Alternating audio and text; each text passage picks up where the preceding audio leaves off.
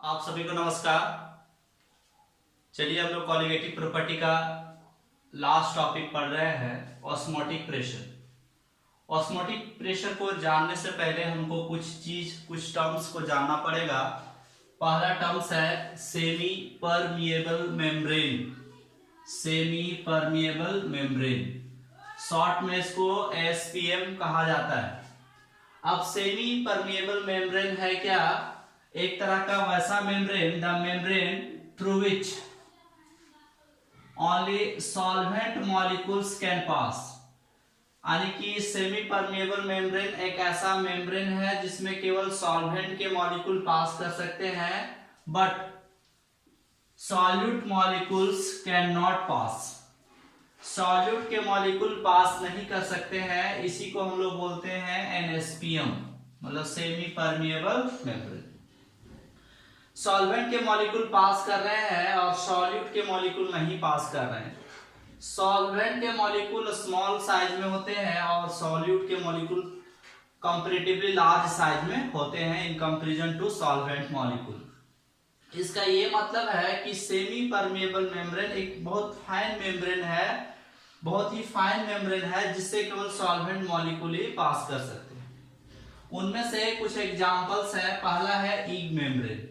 जैसे कि अगर आप ईग को बॉयल करो तो उसमें देखोगे कि एक बहुत पतली सी एक मेम्ब्रेन आपको दिखेगी, बहुत फाइन दिखेगी। That membrane is egg membrane. Next मेरा है सेल मेम्ब्रेन। सेल मेम्ब्रेन के कैटेगरी में एनिमल आ गए, ह्यूमंस आ गए, या फिर जितने भी आपके प्लांट्स हैं वो सभी सेल मेम्ब्रेन में आते हैं। फिर आपके एनिमल्स ब्लैडर हुए थर्ड नंबर। फोर्थ नंबर में सेलोफान सीड, फिफ्थ नंबर में पार्चमेंट पेपर, और सेवन नंबर इज CO2FeCN का whole 6। This is complex compound. ये कॉम्प्लेक्स कंपाउंड को हम लोग जानेंगे जब हम लोग कोऑर्डिनेशन कंपाउंड पढ़ेंगे उस समय। अब इसमें से हम लोग सेमी परमिएबल मेम्ब्रेन को हमने जाना। नेक्स्ट हम लोग जो ऑस्मोटिक प्रेशर को समझने के लिए जिस टर्म्स को जानना है वो ये टर्म्स है। Next number osmosis.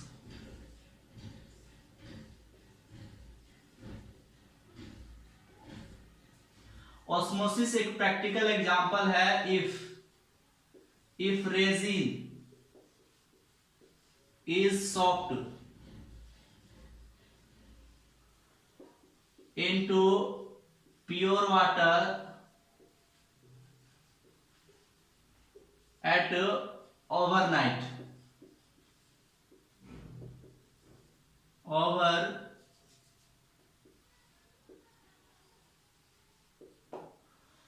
अगर हम लोग रेजिन को प्योर वाटर में रात भर तक छोड़ दे, इस तरह का रेजिन है। रेजिन मतलब किशमिश हुआ।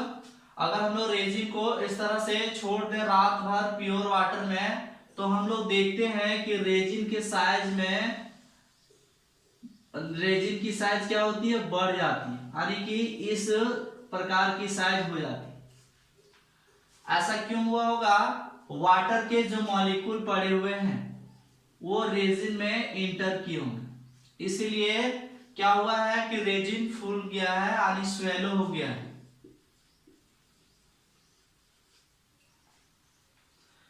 अगर हम लोग इसी ओवरनाइट रखी हुई रेजिन को, इफ दिस रेजिन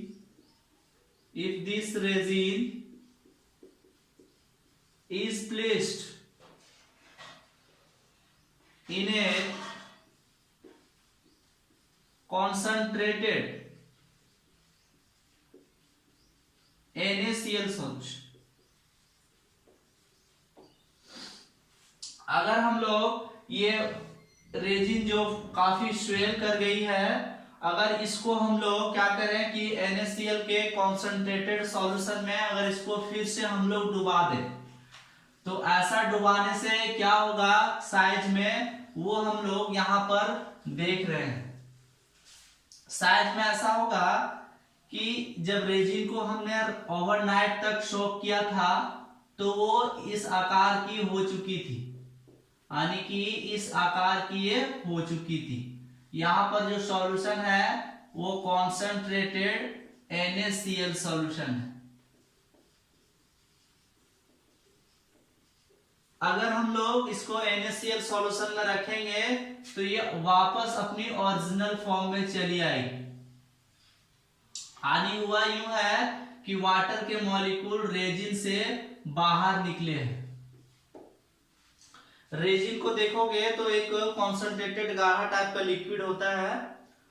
अब यहां पर ऐसा हो रहा है कि वाटर के मॉलिक्यूल यहां पर इंटर कर रहे हैं। जब ओवरनाइट में मैं रख रहा हूं तो क्या हो रहा है, रेजिन में एक गाढ़ा लिक्विड होता है, यानी कि उसका कॉन्सेंट्रेशन ज्यादा होता है, यानी कि ये लो कॉन्सेंट्रेशन से हाई कॉन्सेंट्रेशन के तरफ क्या हो रहा है कि यहाँ पर वाटर के मॉलिक्यूल फ्लो कर रहे हैं। यहाँ पे मैंने क्या किया, इस बाहर वाले साइड में अगर कॉन्सेंट्रेशन को बढ़ा दिया तो उल्टा होने लगा, यानी कि यहाँ भी डाइल्यूट से कॉन्सेंट्रेशन की तरफ, कॉन्सेंट्रेटेड सॉल्यूशन की तरफ सॉल्वेंट के मॉलिक्यूल फ्लो करने लगे। अब हम लोग क्या कर रहे हैं, इसी प्रोसेस का हम लोग क्या करते हैं, अचार बनाने में यूज करते हैं। अगर आप देखे हो तो अचार में नमक लगाया जाता है, तो क्या करता है, नमक पानी को सोखने का काम करता है और अचार को खराब होने से बचाता है। जैसे कि आप अगर घरों में देखो तो सब्जी बनाने से पहले करेले में नमक लगा दिया जाता है। ऐसा इसलिए होता है ताकि वो सॉल्वेंट जो वहां पे मॉलिक्यूल, वाटर के मॉलिक्यूल है, वो NaCl उसको एब्जॉर्ब कर सके। यानी कि NaCl क्या करता है, वाटर एब्जॉर्बर का एक तरह का काम करता है। जैसे मशरूम आपको मार्केट में मिलेंगे, वो पैक डिब्बे में आते हैं, वो क्या होते हैं कि ब्राइट सॉल्यूशन में, यानी कि नमक के सॉल्यूशन में भरे जाते हैं। क्या करता है कि वाटर के मॉलिक्यूल को एब्जॉर्ब करता है। एब्जॉर्ब करने से क्या होता है कि वहां पर बैक्टीरिया नहीं पनपती है और वो बैक्टीरिया को किल करने का काम करता है। एक एग्जांपल से आप समझिए कि मान लेते हैं कोई व्यक्ति सी में है। अब हम लोग को प्यास जब लगती है तो वाटर मॉलिक्यूल को हम लोग पीते हैं, इसलिए पीते हैं ताकि बॉडी हाइड्रेट रहे। बॉडी हाइड्रेट रहे, यानी कि इधर मैं लो कंसंट्रेशन दे रहा हूं, इधर हाई कंसंट्रेशन है, तो वाटर के मॉलिक्यूल सेल मेम्ब्रेन में क्या हो रही है, इंटर कर रही है। This membrane is cell membrane.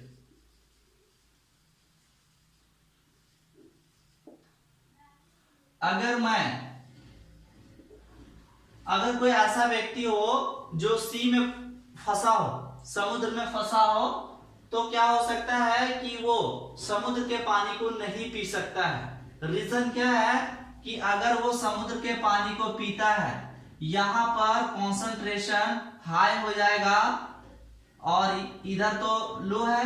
अब क्या होगा, वाटर के मॉलिक्यूल उल्टा फ्लो करने लगेंगे, जिससे क्या होगा, बॉडी हाइड्रेट होगा और भी डिहाइड्रेशन होगा। यानी कि जितना वो सी वाटर को पिएगा उतना ही ज्यादा उसको प्यास लगने वाली है। यानी कि पानी में रहते हुए भी उसको अंततः प्यास से ही मरना है। इसलिए सी वाटर को हम लोग ड्रिंकिंग में यूज नहीं करते हैं, पीने में यूज नहीं करते हैं। अब इस तरह के एग्जाम्पल से हमको क्या समझ में आया कि हम लोग कह सकते हैं कि दी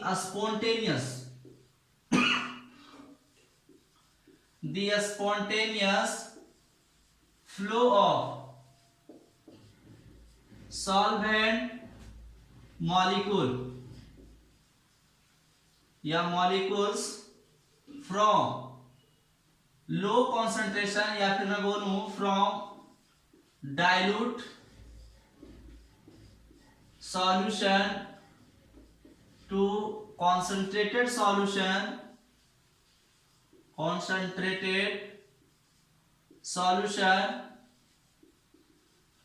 through the pores of an SPM and semi permeable membrane is called, इसी को हम लोग ऑस्मोसिस बोलते हैं। यानी कि ये जो घटना घट रही है कि वाटर के मॉलिक्यूल इंटर कर रहे हैं और यहाँ पर ये क्या कर रहा है, बाहर निकल रहे हैं, तो ये एक तरह का स्पॉन्टेनियस प्रोसेस है। हम लोग उसमें किसी भी तरह का फैक्टर का यूज नहीं कर रहे हैं, ना कोई एक्सटर्नल प्रेशर लगा रहे हैं उसमें, ना ही कोई कुछ उसमें हम लोग काम कर रहे हैं। एक तरह का स्पॉन्टेनियस प्रोसेस है जिसमें सॉल्वेंट के मॉलिक्यूल क्या हो रहे हैं, फ्लो कर रहे हैं फ्रॉम कहां, डाइल्यूट सॉल्यूशन से कॉन्सेंट्रेटेड सॉल्यूशन की तरफ फ्लो कर रहे हैं। किससे होकर के, through the pores of an SPM. SPM का जो बहुत फाइन मेम्ब्रेन है, बहुत पतला पतला जो छेद टाइप का है, उसी से होकर के वो फ्लो कर रहा है। यानी कि एक कंपार्टमेंट में बना दूं, यहां पर मैं इस तरह का कंपार्टमेंट बना रहा हूं और यहां पर मैं क्या कर रहा हूं, मेम्ब्रेन लगा दे रहा हूं एसपीएम। This is SPM.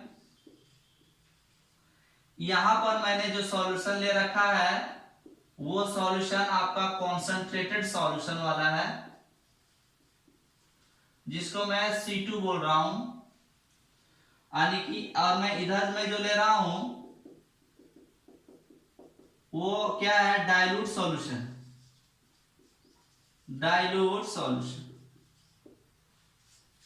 शुरू में ऐसा है कि इस वाले का लेयर यहां पर है, इस वाले का लेयर भी यहां पर है।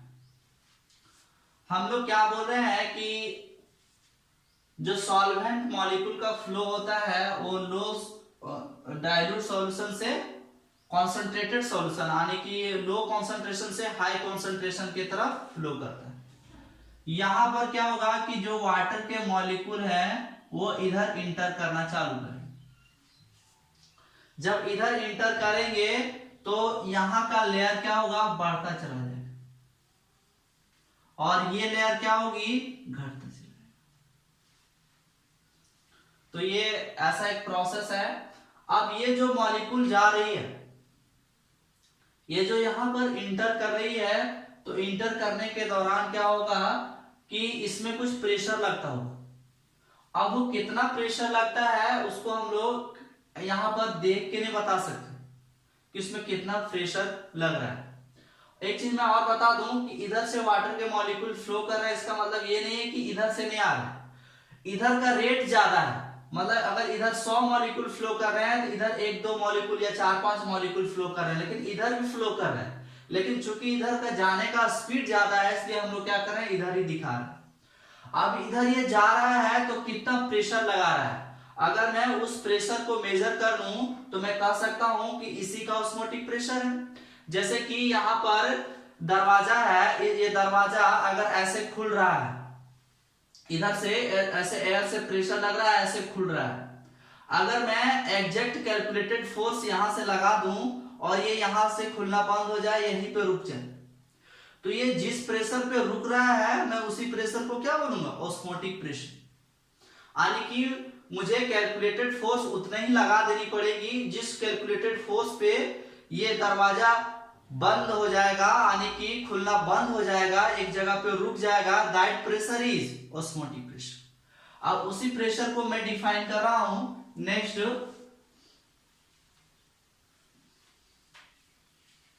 यानी कि हम लोग अब देख रहे हैं ऑस्मोटिक प्रेशर। ऑस्मोटिक प्रेशर हम लोग कहेंगे कि if the external pressure, if the external pressure is applied over concentrated solution, अगर हम लोग क्या करें कि एक प्रेशर लगा दे, बोलेंगे कि the osmosis is decreases, is decreased या डिक्रीजेस। यानी कि क्या हो रहा है कि जब मैं इधर प्रेशर लगा दूंगा तो क्या होगा कि इधर जो वाटर के मॉलिक्यूल फ्लो कर रहे थे जिस रेट से, वो रेट घट जाएगा। हम लोग बोल रहे हैं कि the pressure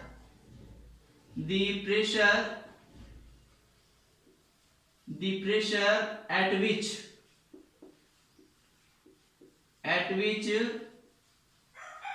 osmosis is stopped is called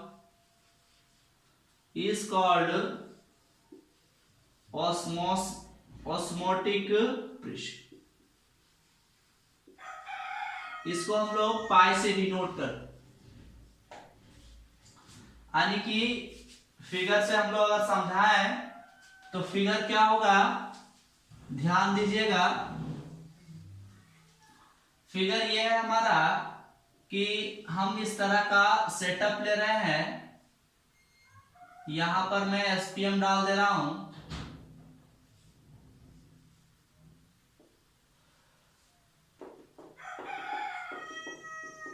यहां पर मैं डाइल्यूट सॉल्यूशन लूं,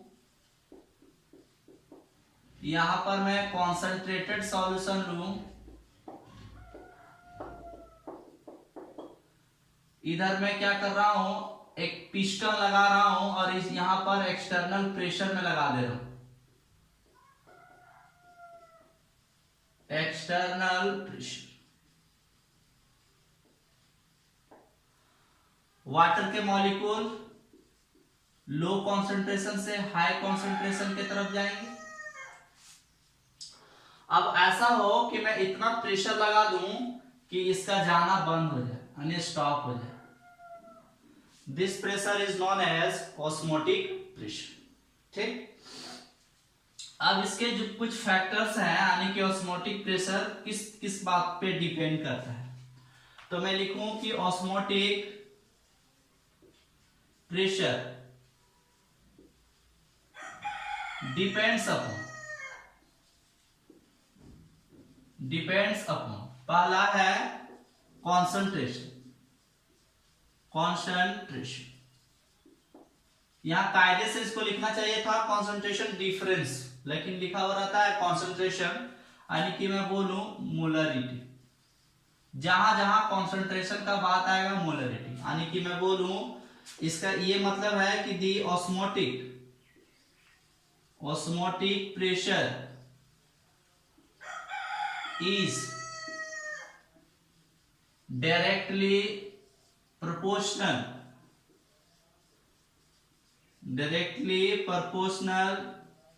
to the concentration of the solution, यानी कि मैं बोलूं pi is directly proportional to concentration,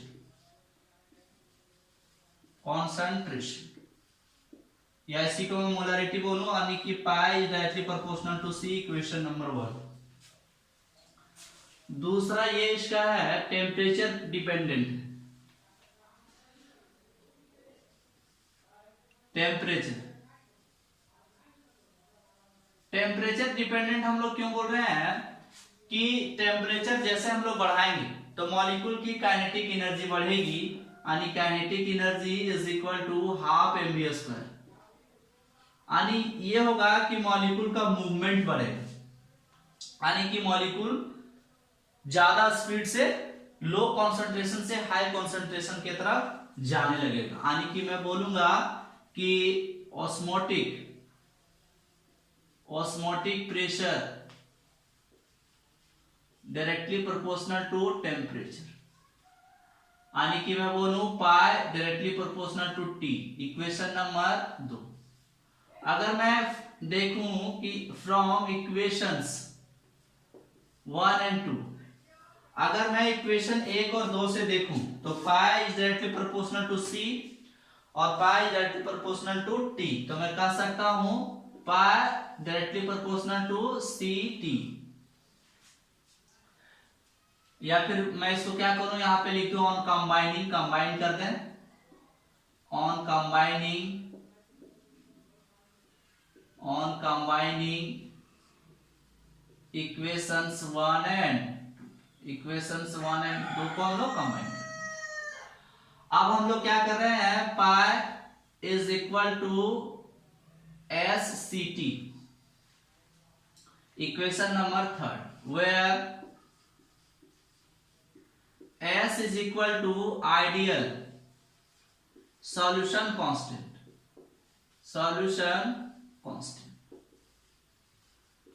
इसका न्यूमेरिकली वैल्यू R के बराबर होता है, यानी कि S is equal to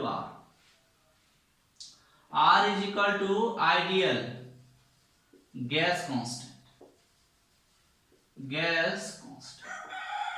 अब हम क्या कर रहे हैं, आपको R का वैल्यू बता दे रहे हैं, उसके बाद इससे रिलेटेड हम लोग न्यूमेरिकल्स को सॉल्व करें।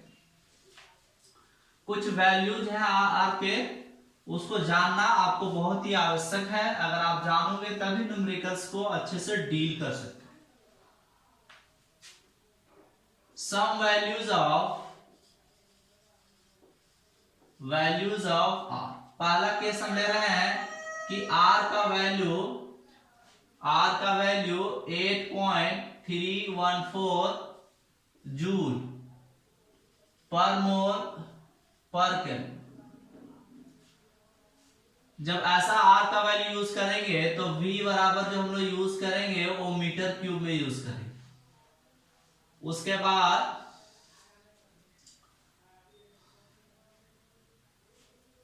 बाद जो टेम्परेचर यूज करेंगे वो तो हमेशा केल्विन ही रहेगा, यानी कि पाई जो आएगा वो आपका न्यूटन मीटर स्क्वायर, या फिर मैं इसी को पास्कल बोलूं, ये पास्कल में आएंगे। नेक्स्ट दूसरा नंबर, अच्छा इसके बराबर हम लोग यूज कर सकते हैं फॉर कैलकुलेशन पर्पस 25/3। हम लोग R का वैल्यू एक और यूज करते हैं 0.0821, लिखते हैं ATM लीटर पर मोल पर केल्विन। उस समय V का जो हम लोग वैल्यू यूज करेंगे वो लीटर में, टेम्परेचर तो केल्विन में ही रहेगा, और पाई जो आंसर आएगा इसका वो ATM में आएगा। तो ये सब वैल्यू याद रखनी है। अच्छा, इसके रिलेटेड मैं यूज कर सकता हूं 1/12, या फिर एक चीज और यूज की जाती है कभी कभी 22.4 डिवाइडेड बाय 273। तो वो ध्यान रखिएगा। आपको कैलकुलेशन आसान करना है तो आसान करने के लिए आप जिसको भी चाहो यूज कर सकते हैं। एक क्वेश्चन से हम लोग समझते हैं। क्वेश्चन हमारा है कि 60 gram urea is dissolved in 5 liter solution at 27 degree centigrade. Calculate its osmotic pressure.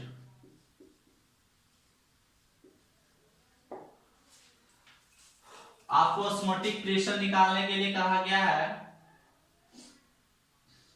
अच्छा, इससे पहले मुझे थोड़ा सा और एक्सपेंड करना पड़ेगा एक इक्वेशन को, मैं यहीं पे एक्सपेंड कर रहा हूं। उससे पहले ही हमारे पास रिजल्ट है pi is equal to CRT, यानी कि मैं S को रिप्लेस कर चुका हूं, जैसे कि इस तरह से था ना SCT, इसी को मैं लिख सकता हूं pi is equal to RCT, इसी को मैं लिख रहा हूं pi is equal to CRT, यानी कि मैंने S को रिप्लेस कर दिया R से। आपको अगर पता हो C कॉन्सेंट्रेशन यानी मोलरिटी है, तो मोलरिटी यानी M is equal to N/V होता है, यानी number of moles of solute divided by volume. तो मैं लिख सकता हूं pi is equal to N/V, B किसके, N किसके, B के, और RT। मैं ऐसा लिख सकता हूं पाई भी is equal to N B R T. ये इक्वेशन इसी तरह से मिलता जुलता इक्वेशन हम लोग को जब हम 11th पढ़ रहे थे आइडियल गैस इक्वेशन आया था PB is equal to N R T. Same का सेम क्वेश्चन, मतलब सेम का सेम इक्वेशन वैसा ही है। पाई यहाँ रिप्लेस किया गया है किसके जगह पे, पी के जगह पे। अब ये बोल रहा है कि 60 ग्राम यूरिया डिजोल्व किया गया है 5 लीटर सॉल्यूशन में और 27 डिग्री सेंटीग्रेड है। तो आपसे पूछ रहा है कि ऑस्मोटिक प्रेशर क्या होगा। तो मैं अगर देखूं सॉल्यूशन में तो NB is equal to WB by MB।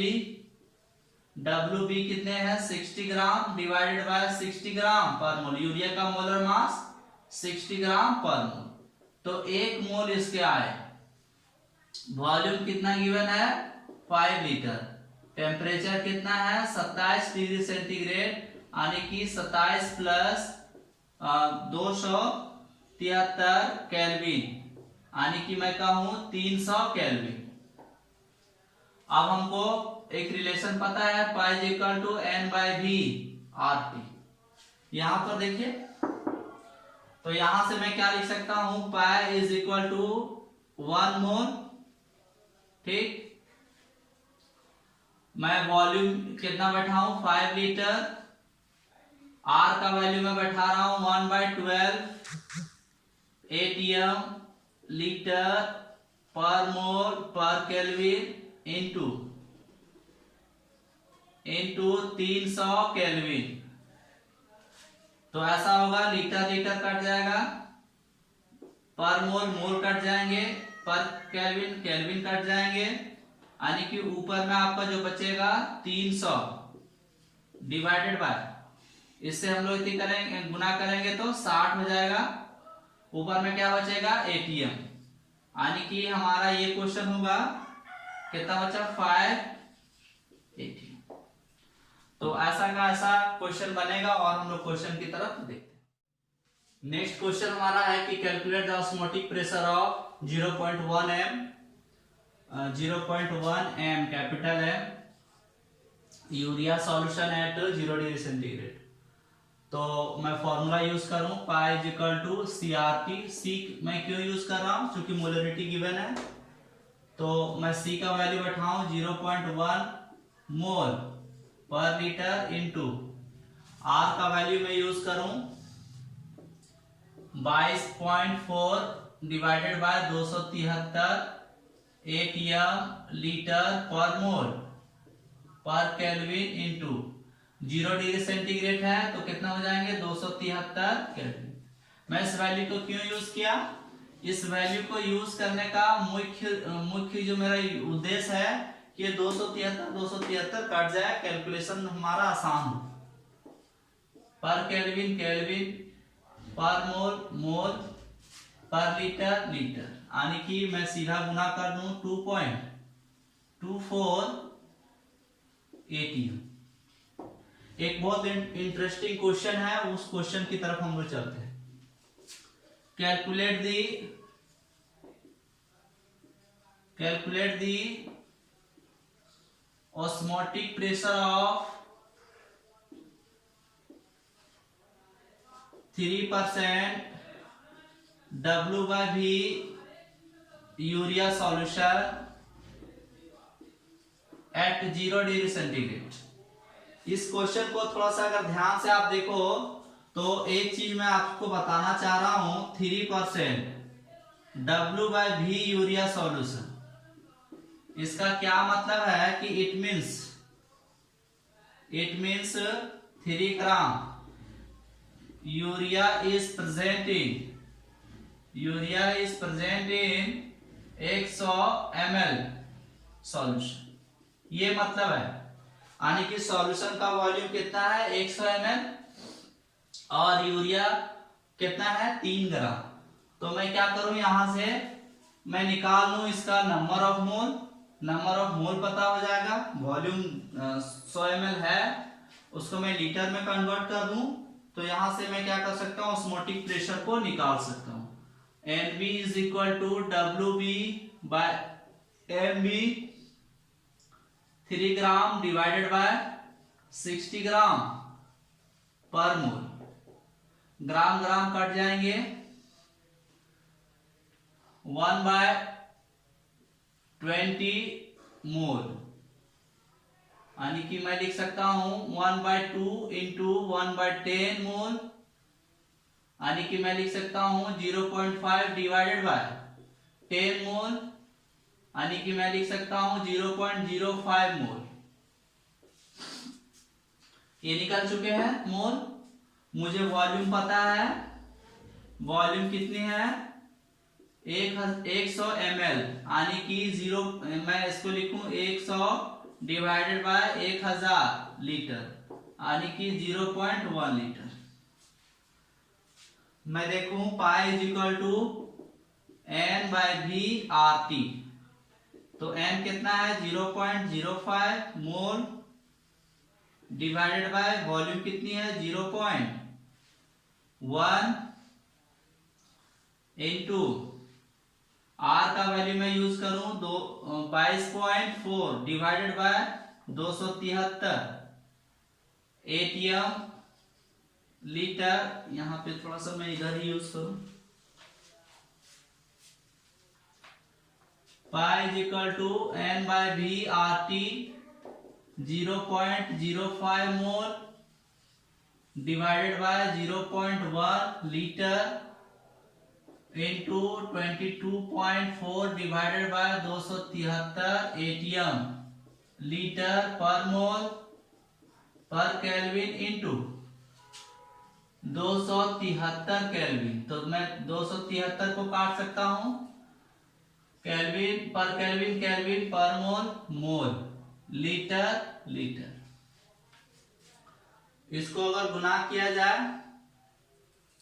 तो क्या होगा, मैं क्या करूं इस पॉइंट को इस पॉइंट से उड़ा सकता हूं, उसके बाद आप गुना कर दीजिए। गुना करोगे तो 20, 10 2 12 और 10 1 11। कितने अंक के बाद दशमलव है 2 अंक के बाद दशमलव है, तो मैं 2 अंक के बाद यहाँ पे मैं दशमलव लगा दे रहा हूं, तो यहाँ पे कितने हो जाएंगे इतने 80। ठीक है, तो मैंने इससे रिलेटेड 2-3 क्वेश्चंस कराए, कुछ क्वेश्चंस को और कराएंगे आगे टॉपिक में। इसको अच्छे से देख लीजिएगा। हम नेक्स्ट टॉपिक में मिलते हैं। आप सभी को धन्यवाद।